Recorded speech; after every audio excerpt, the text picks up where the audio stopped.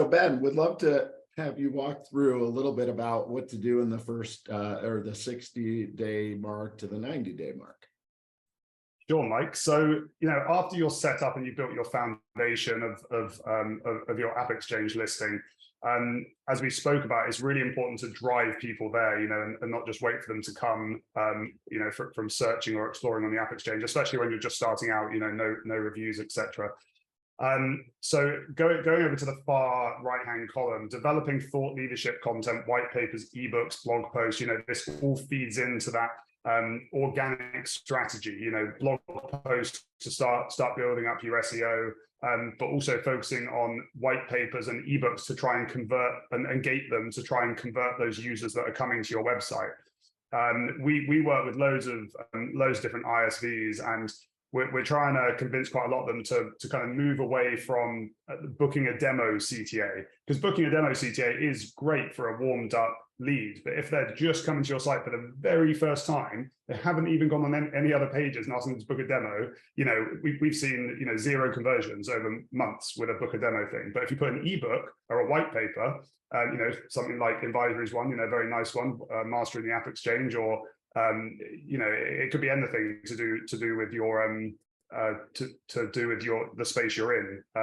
So that is very, very important to start building up that. It is a lot of effort, but it does pay off massively in the future. And then also leveraging, you need to leverage as many channels as you can, and it's a lot of effort to do. You've got to do your social strategy, content and all this, but events are pretty massive, Dreamforce and World Tours. Even doing webinars like this or LinkedIn Lives or something like that. This is how you bring in the people to discover your brand and potentially convert them into leads as well.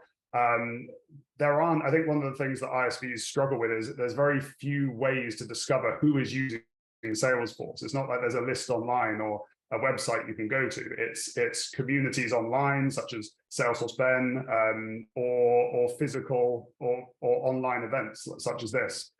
So super important to get involved in them, and also thinking outside the box as well. Dreamforce and World Tours are very expensive and potentially are completely out of reach for a new ISV. But doing an online webinar is pretty cheap. Sponsoring an after party after events such as World Tour, Dreamforce is cheaper and more accessible.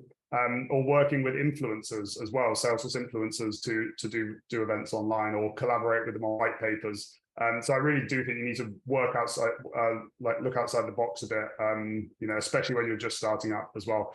And then most importantly, I think, is evaluating all of these, the effort you're putting into your SEO and your AppExchange listing, and looking at all the metrics. We're blessed to live in an age where you can get metrics, too many metrics for absolutely everything. Google Analytics, you've got metrics. The AppExchange has got very detailed metrics. LinkedIn, any social platform has got loads of metrics. And if something isn't working, try something completely different and iterate. I do see a lot of people doing the same old stuff on social, getting no engagement, no likes, I assume no clicks or very little clicks.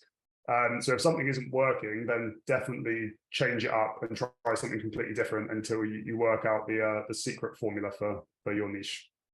And I'll hand over to Mike to talk a bit more through Trialforce. Yeah, I love that, Ben. I'm a big proponent. Like, if I were to boil down my position on sales and marketing, is if you help people do their jobs better, and whatever that means for you, whatever problem you solve, if you help them do their jobs better for free, they'll eventually pay you money. And that's what we're talking about here with thought leadership.